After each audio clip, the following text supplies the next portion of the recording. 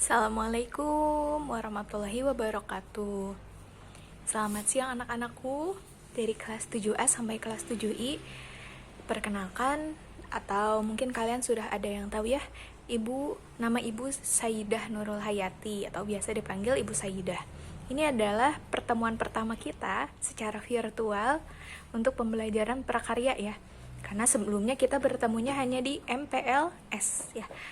Oke, Ibu mengajar prakarya dari kelas 7 dan kelas 8. Selanjutnya untuk pembelajaran prakarya, sumber yang kita pelajari itu adalah dari buku paket yang ada di perpustakaan.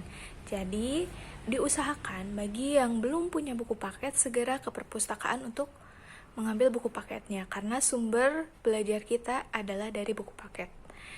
Oke, selanjutnya kita langsung ke pembelajarannya ya. Kita masuk. Pembelajaran di semester 2 ini diawali dengan aspek kerajinan. Kerajinan yang kita pelajari adalah kerajinan limbah lunak. Apa sih kerajinan limbah lunak? Kita pilih jadi 3 kata ya. Kerajinan, limbah, dan lunak. Kerajinan itu adalah hasil karya manusia yang memiliki nilai keindahan. Limbah, kalau yang kalian sering dengar, mungkin kalian akan kaitannya ke sampah ya.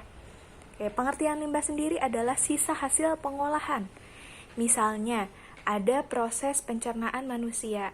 Apa limbahnya? Kotoran manusia. Kemudian sistem pernapasan pada manusia. Apa limbahnya? Karbon dioksida.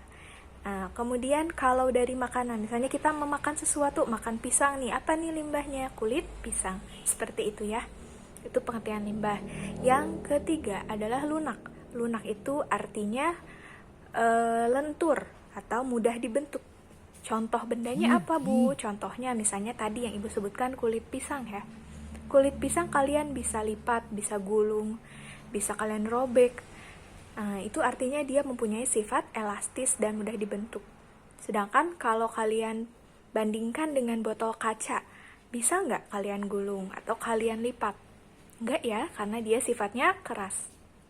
Jadi itu pengertian dari 3 kata tersebut.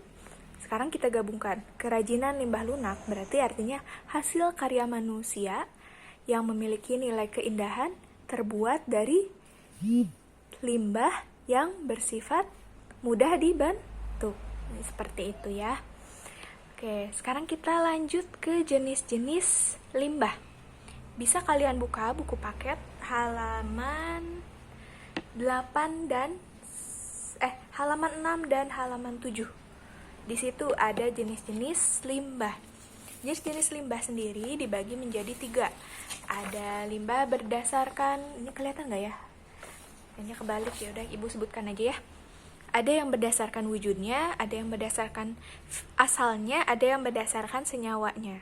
Berdasarkan wujudnya itu dibagi menjadi 3. Ada limbah padat, limbah cair, dan limbah gas. Limbah padat contohnya tadi kulit pisang. Limbah cair contohnya misalnya air bekas cucian. Itu kan limbah ya, hasil cucian. Kemudian limbah gas contohnya apa? CO2 seperti tadi yang proses pernafasan. Ada karbon dioksida, itu limbah gas masuknya. Sekarang yang kedua berdasarkan asalnya. Berdasarkan asalnya atau sumbernya, dia itu terbagi menjadi 4. Ada pertanian, ada industri, ada pertambangan, ada domestik.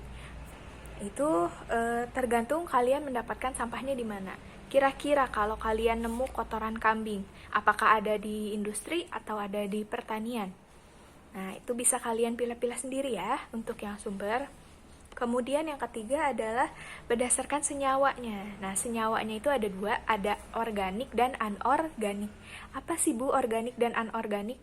Biasanya kalian lihat ini di tong sampah ya. Organik itu artinya yang berasal dari makhluk hidup. Sedangkan anorganik kebalikannya, yang bukan dari makhluk hidup. Contohnya yang dari makhluk hidup banyak. Bisa dari tumbuhan, hewan, manusia. Semua sampah yang dihasilkan oleh makhluk-makhluk tersebut disebut organik. Misalnya tumbuhan daun, ya daun-daun kering, dan sebagainya. Kemudian yang anorganik yang bukan dari makhluk hidup. Contohnya apa, Bu? Plastik, kemudian apa lagi ya? Kaca, kaleng, dan lain-lain yang bukan berasal dari makhluk hidup. Itu jenis-jenis limbah. Selanjutnya adalah prinsip pengolahan limbah. Jadi dalam mengolah limbah, kalian harus memenuhi 3 prinsip.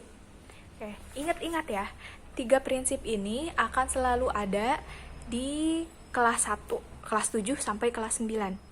Prinsipnya adalah 3R. Ada reduce, reuse, dan recycle. Atau kalau kalian mau lihat, di situ ada di buku paket halaman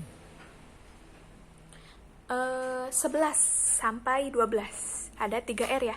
R yang pertama artinya reduce, mengurangi. Jadi, kalian harus mengurangi seminimal mungkin sampah yang dihasilkan. Misalnya, kalian mau masak nih sayur. Nah, sayur sop misalnya. Yang tadinya kalian masukin semua sayuran gitu.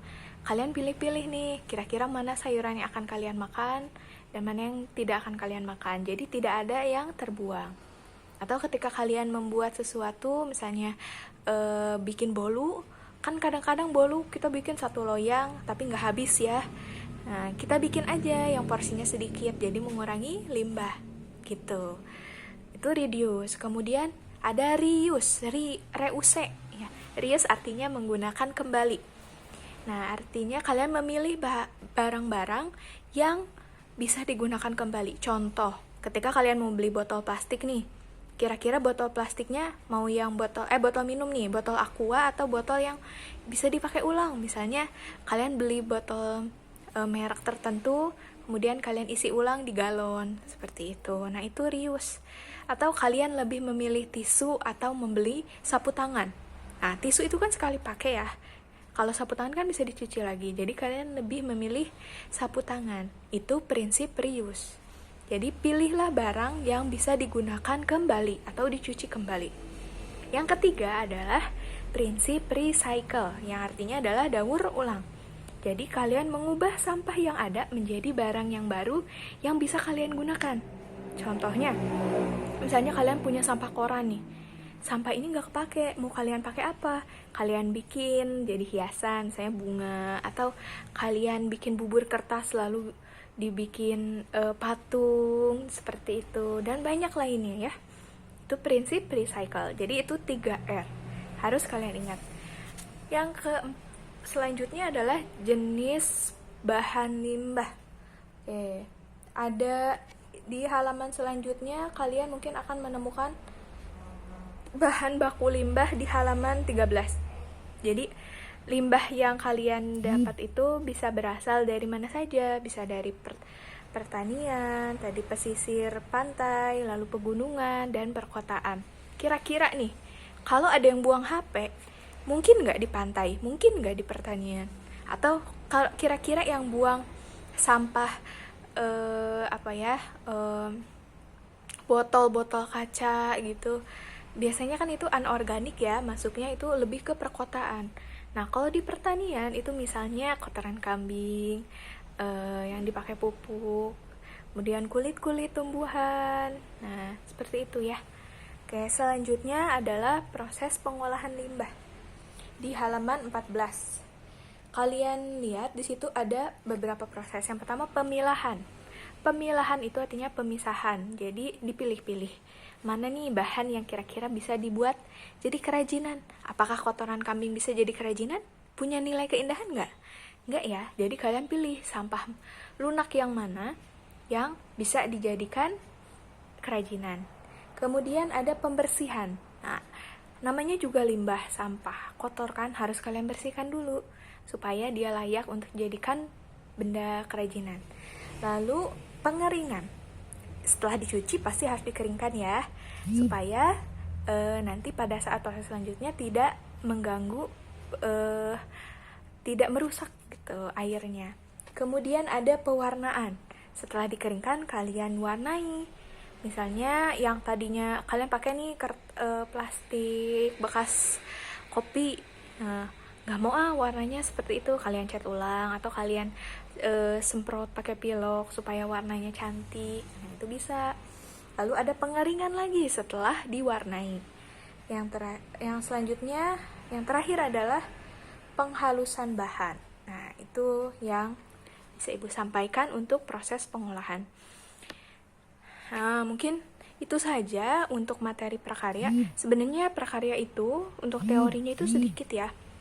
Kalian tapi Ibu masih bingung juga kadang kenapa materi prakarya yang sebegitu mudahnya bisa nilainya kecil-kecil, padahal semuanya Ibu ambil dari buku paket.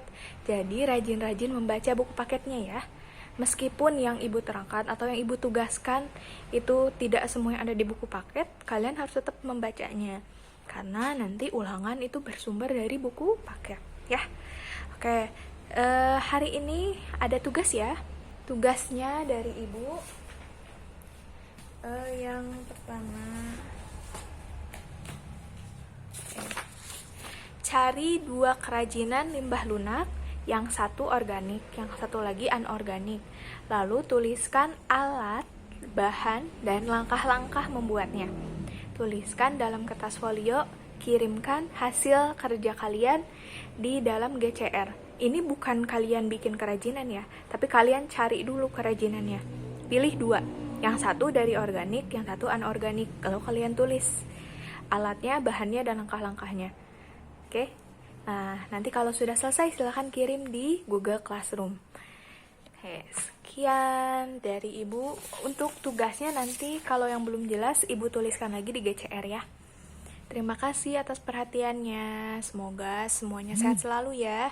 Jangan lupa prinsip jaga protokol 3M ya. Memakai masker, mencuci tangan, dan menjaga jarak. Terima kasih atas perhatiannya. Assalamualaikum warahmatullahi wabarakatuh.